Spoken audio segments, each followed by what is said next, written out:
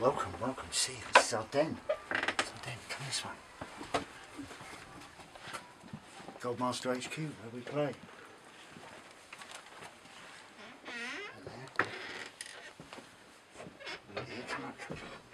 Come this way.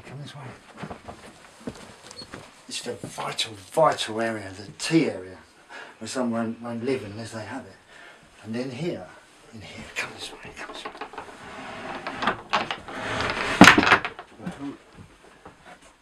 Storage den and things from the past and stuff for the future, really. But oh yes,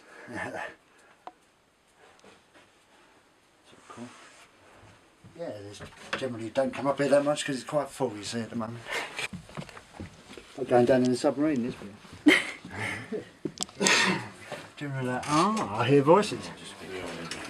Oh, guys. Hey. Hey. How you doing? Hey man, alright. Hi.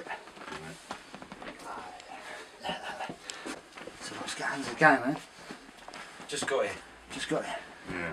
Oh, just showing around, yeah? Yeah, just having a look around, seeing the den and everything. Let them see your eyes. Yeah. Wake up, Joe. We're ready. Alright, we're rolling. Yep. Oh, we? Yeah. I play tenor sax and I play harmonica. I joined the band, I think it must have been in 2000, 2001. I think it was 2000, so 15 years, which is quite a long while to be in a band. You know, I play harmonica and I've been playing that. I love to play the harmonica. I'm a saxophone player, but I suppose I like playing a tune which I play, the harmonica, which is like this swing the beat tune.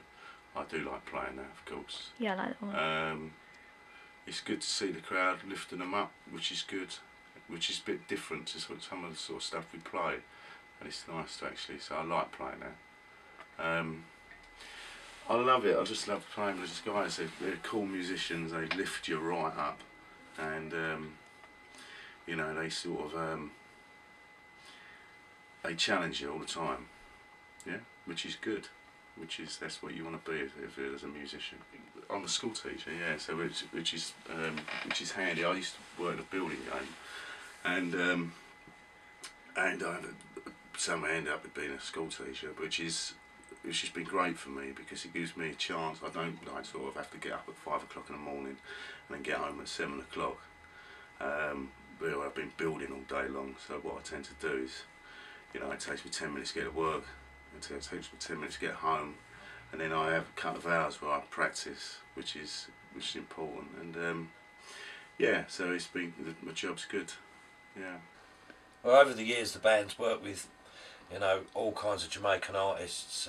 One of our first live shows with a Jamaican artist was, I suppose, Alton Ellis, which was what started the ball rolling, working with the Jamaicans, although previous to that we were working with British Jamaicans, Tenor Stelling, Tony Roots, but we've been on to work with Winston Francis, The Chosen Few, Dennis Al Capone, The Pioneers, yeah, Michael Prophet, Dave Barker, Freddie Notes, Derek Morgan, yeah, so GT Moore, Charlie P, yeah, and probably many more that we can't really remember, but we don't remember them because they weren't great. It's just that we have worked with a lot of artists as a backing band.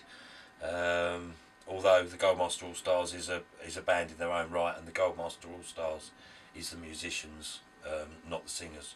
We collaborate with singers, and that's how we roll, really. Hi, I'm Malcolm Goldmaster, sometimes known as Mr. Bassy, and with that name I obviously am the bass player. I play an upright electric double bass, not a horizontal style one. Favourite track to play live? Tricky one, really. I think it changes as tracks sort of come through, you know. At the moment it's probably the cover of Mezzaloo that we do. Mizzaloo or Mezzaloo, depends how you pronounce it, really. But yeah, it's the tune that a lot of people know it from the Pulp Fiction, but it's actually written by an artist called Dick an American guy called Dick Dale, I believe. It's quite early, sort of mid-50s. For the band, I started with the sound system. I built a reggae sound system, and the sound name was called Revelation, and I kind of run the sound very much like Shaq, a kind of one-man sound thing.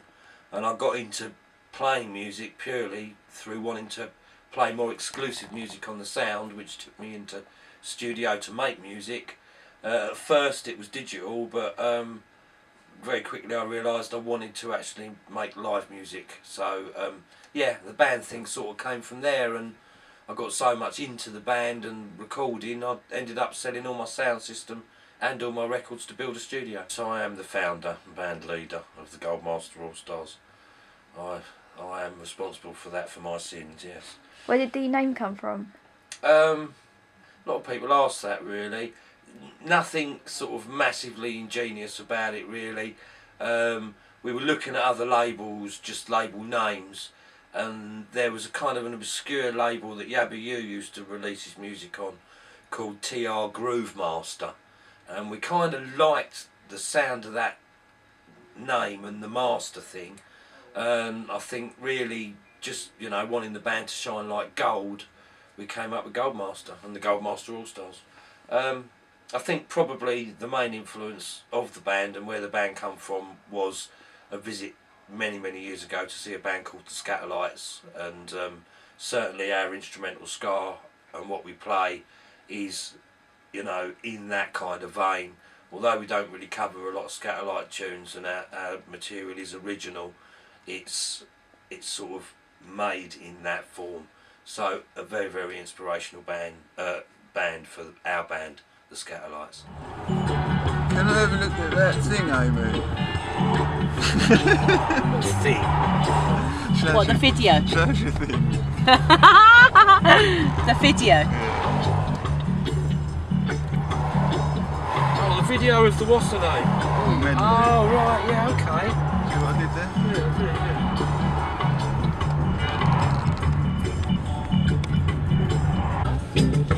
Kingston, Jamaica. Heading down towards Finsbury Park. Oh, okay.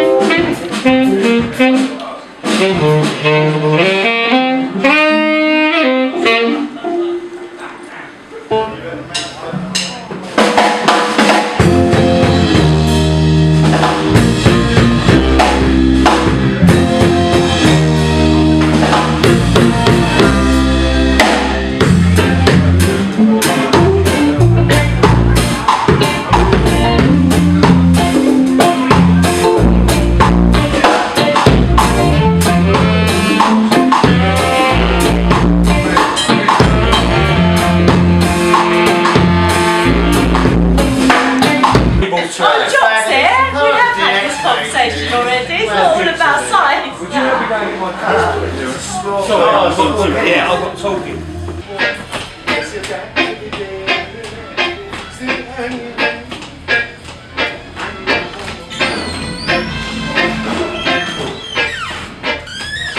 As I watched you walk through the door, and I said goodbye. I don't need to be doing.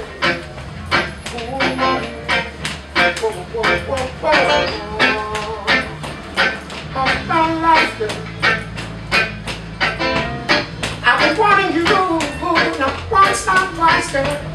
I said, this from me, I said, girl,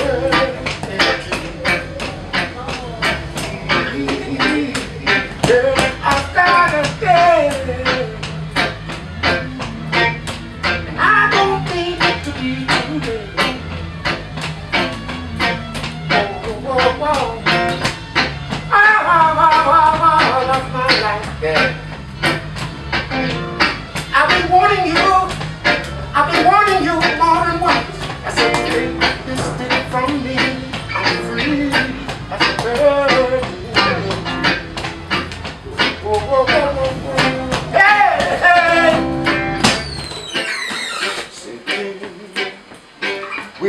my back up against the fence. Beatroots. Well, why, oh, why, oh, why, oh, why, oh, why, oh, why? Tell me why. Oh, why, oh, why, oh, why, oh, why, oh, why, oh, why? Tell me why. Whoa, why?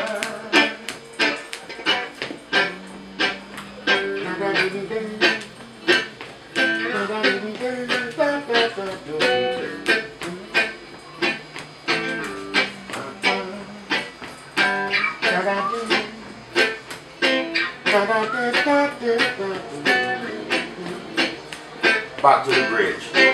Oh why, oh why, oh why, oh why, oh why, oh why? Tell me why. Nice man. Oh why, oh why, oh why, oh why, oh why? Go on, you can answer that one, Jock. Belgium, England, Wales. Scotland. Don't think we have, have we? No, we've not been to Scotland yet. Not been to Scotland yet. Well, We played some good venues, Jazz Cafe. We've been there a few times now. Dingwalls. Dingwalls, Very cool. O2, in Islington O2, and the Indigo as well. Indigo in the Dome. Yeah, in the Leeds. Dome. Manchester. Yeah, Band on the Wall in Manchester. That was quite a classic. Experience. Yeah, just a classic venue really. That was the night That was a fun. my bass broke down just before we went on stage, didn't it? That was amazing. And we had this big organ there. You paid the pedals. Yeah, we had the big organ there, so I spent the whole gig underneath the keyboard player, playing all the bass lines with my fist Yeah. on all the foot pedals. Yeah, I Yeah, remember- I got some good reviews for that gig I remember actually. being so used to sort of like Malcolm turning around at certain moments, like Yeah. when we knew a bit was coming up in the song. That was the night we drank all the beer that Malcolm's was not there upstairs at all, and he like, wasn't you know, there. it's underneath the. Wasn't it? Do you remember that at all? Yeah. So- We drank all the beer upstairs that night that was on the table. We thought it was for us and it wasn't.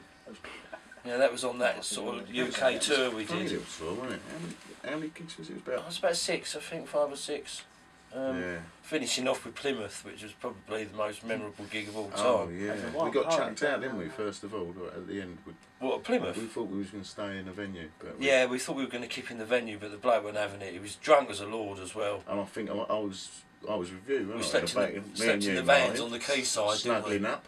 Snuck it up. That's when I see Chris and Ali in the most strangest positions. Like they woke up about 4 or 5 o'clock in the morning, and they were so cold, and they were sort of like it's torrid. It was very Yeah. funny. Ali boy can just sleep wherever. The van broke down on the way down, didn't it? Yeah, Yeah. And we had to get the AA, and the AA didn't have enough space in the lorry for all the people, so they had to get a pool car from the AA, and then the pool car broke down, Yeah. and then they had to send a recovery vehicle out for their own It vehicle. was massive. Yeah, the geezer was about 7'2", wasn't he? Yeah. That Barry was driving, wasn't Yeah. he? So there was a funny. There was a moment was a with funny his, story on that. his Oh, name- the teapot, no, Barry's teapot. yeah. Yeah, that was the teapot night as well. Yeah, I don't know if we should tell that one really. It's very personal to him, that teapot. Yeah, and it might come It was left to him by his just family heirloom, wasn't Yeah. it? Yeah, he was going to give it to his son. Well, I've started now, so I might as well continue. Oh yeah, it was. He was going to give it to his son for fishing and stuff. You know, Barry had made tea on it for years. We was using the teapot late at night next to the van having tea before we all climbed in the van. I was last one there with Barry. Anyway, we got in the van, all crashed out. I was in the driver's seat, got woke up by a dust cart that wanted me to move forward so it could get past me. It was very early in the morning. So I thought, oh, well, I won't turn the van on and wake the guys up. I was on a bit of a camber, so I thought I'll just let the handbrake off. So I let the handbrake off and the van rolled forward and put the handbrake back on. I think I went back to sleep for a little while. And then thought, oh, I'm going to have a cup of tea. Everyone was still snoring away. So I jumped out of the van and I can see the burner on the floor, and I've got my milk and whatnot and my sugar, and I've got my cup, put my tea bag in, and I'm thinking, right, I need the kettle. I'm looking around, I'm thinking, where's the kettle? Where is it? And all of a sudden I caught out the corner of my eye a little something shiny just coming out of the tyre. And I think, oh no, and I've looked down. Oh, and it's a teapot, and I can just see a little bit of silver coming out of it. So I jumped in the van, took the handbrake off, rolled it forward. It was flat as a pancake, wasn't it? Do you know what I mean? Funny enough though, the lid still went on, didn't it?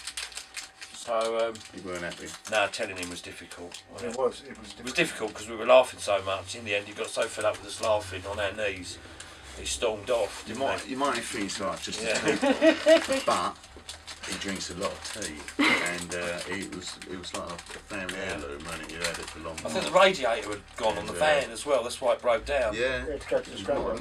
Natty Bo's been here a couple of times. Natty Bo, top cat. Yeah. If even I don't. But that brings us round to the Gazmail and the Rockin' Blues, you know, and the stage at the carnival that we kind of do. We've done for, I think, for the last 4 years, is it? Yeah. We put in a good amount of years of playing at his club in Wardour Street, this St Moritz Club. St Moritz, Gaz's Rockin' Blues night. It's the longest running club night in the world. Yeah. It's in the Guinness Book of Records. You don't really sort of like life, and the club don't start till midnight, and then and the band going on about midnight, and get out there till dawn. Not really, no.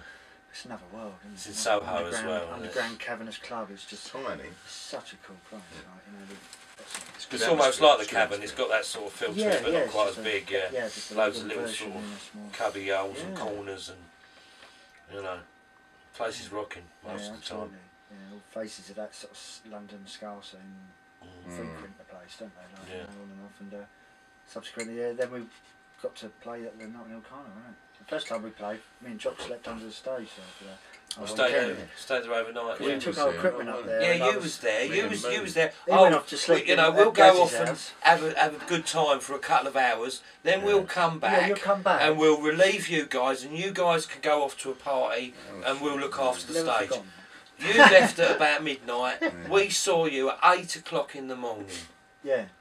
Yeah, and then didn't we? Yeah. We did the gig though, right? Yeah. We did the following day, yeah. Some of that them was really some of them went home, which was a bad mistake, really. It was exciting, exciting gigs. Because Ali literally, just as Gaz was announcing us on the stage, wasn't in the on section, and then all of a sudden we saw a saxophone case down the front coming to the crowd. Didn't we lift him up from the front? I don't know about that. We did. He didn't go round the back. We lifted him up from the front. I'm telling you. I don't know. I remember it was really like. Because you went home as well, didn't you? And I was thinking, oh God, where is it? You was with Phil, weren't you? Was you with Phil?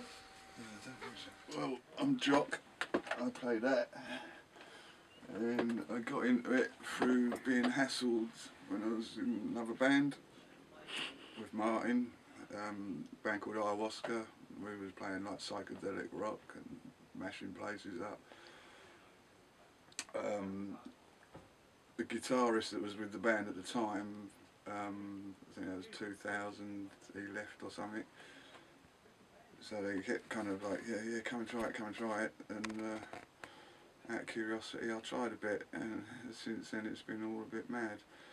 But I knew Martin, and I knew Malcolm briefly, because they did the video of the first ever Goldmaster gig before I joined. They played in Brixton in the Telegraph. So that's somewhere in the archives on VHS, which might get found at some point. But yes, I knew basically Malcolm and Martin, and everybody else was an unknown quantity, you know, and they all looked a bit different to me.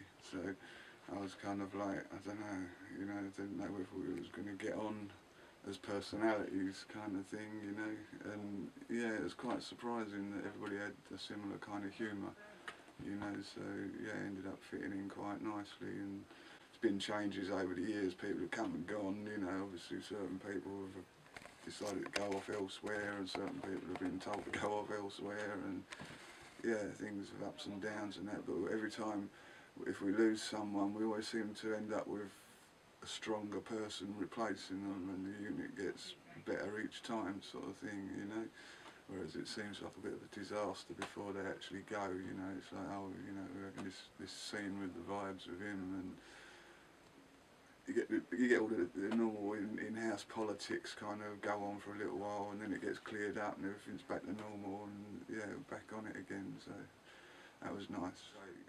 We closed the show at the folk festival in Mizzaloo, and we'd overrun already because it was all running late, and it was really strict, got to stop the time and everything, and there was just going to be a riot if we didn't play an encore, because everyone was like just going mad and stage invasion and everything. And the organiser told me, I said, okay, yeah, we've got in one more tune, like, so we played Mizzaloo, and it just, there's a video of it on YouTube, I believe, and it was rocking, like moments like that.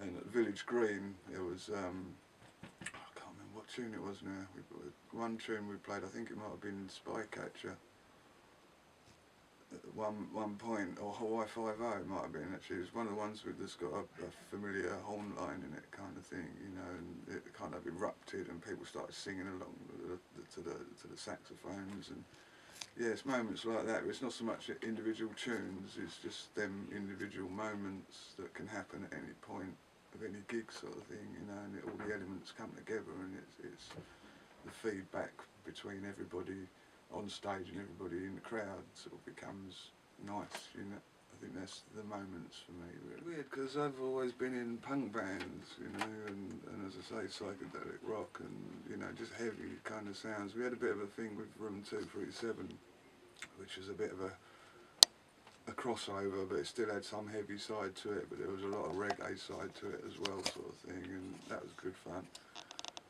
But no, I started when I was 12. So it was like 50p for an hour, sit in a room with this dude showing me chords and stuff. I did that for a year, and then I sort of thought, well, I've got enough chords as such, you know, to get going, so I can go off and teach myself, because I think he moved away anyway, sort of thing, about that time. So then I got a bass, and I was playing bass and guitar. My first band I was in, I played bass in. Yeah, so it's just been kind of on and off between the two, really. Mainly, I don't know, I suppose about equal amounts, bass and guitar, really. I like all kinds of music, but I wouldn't say reggae was one of my favourite kinds of music to sit and listen to, you know. I do listen to it a lot, but when I sit down and listen to some of the stuff I grew up listening to, like Arthur Brown and things like that, that's where it's at for me, really, with music, you know, and it's horses for courses, you know. If you get what mood you're in, is what you're into listening to, stuff like that. So like you say, oh, what's your favourite album out of everything? So you can't say that there's one favourite album, is it? Because, you know, on a rainy day you might be listening to this, on a sunny day down some park you might be listening to that, and each will be equally as good, you know. So yeah, and it's a lot of it's in the ear of the beholder. Dreads, yeah, they're weird, you know, because I don't, because they've been there for so long. I don't think about them, but you get people going, oh wow, how long did it take you to do that, you know? And you think, yeah, well, sort of since 1995, really, when I dreaded it, but it was kind of already sort of this long. But yeah, I don't sort of see them as anything weird, because they're always behind me as well, so I don't see them that often. People think I'm a Rasta, but I'm playing a reggae band and I wear the red, yellow and green and stuff. It's like, no, I mean, Mum knitted me this, she hasn't got a clue what colours I want, you know. And yeah, I'm not a Rasta. Is that coincidental then, the Rasta one? This jumper under this one, yeah, it's my mum, she's mad, you know. But Horse, her name is. So yeah, she was always going to be mad with a name like Horse. Are they heavy, the dreads? No, well they probably are, but again, I don't. If you like cut them off, if I cut them off, then my your head head's would be just floppy. You know it, yeah. It'd be like I'll be really quick moving and yeah. But like I said somebody the other day, if I was to like make them into a wig and put them on your head, you'd notice how heavy they were. But I ain't got a clue, because they've grown over the last 20 odd years. So I don't know. At the moment, it's tolerable. But if I'm walking downstairs, people can tread on them, because sometimes they're on the stairs behind me, kind of thing, you know. But other than that, or if I I sit down when I'm setting up, and I'll be crouched down, and I'll have my foot on one, and I'll try and stand up and can't stand up, you know, and things like that. That's the only time they get in the way. But nah, other than that, I wouldn't cut them. Really, it's not a lot of point.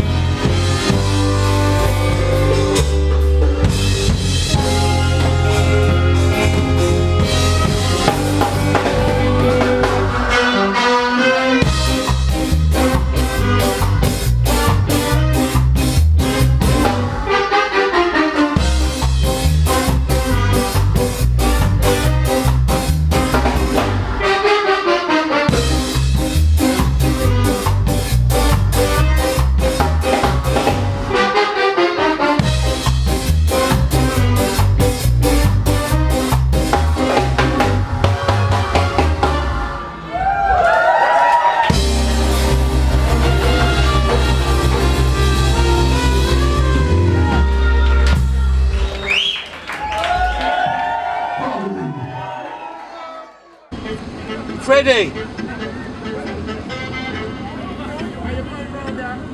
No, I'm going, man. Yeah, man. Look, bless up. I'll call you tomorrow anyway, just for a chat, alright? Have a good evening. Have a good one, man. Yeah, man. We mashed the place.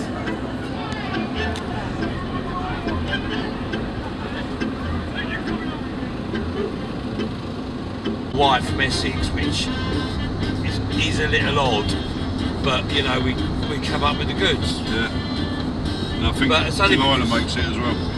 Yeah, she helps, but we rehearse a lot, and you know, you think about it, a lot of bands get together once every couple of weeks, man. Yeah. You know, we've always rehearsed every Monday and Thursday since time indefinite. Yeah. And it helps. We could be more constructive sometimes at rehearsal.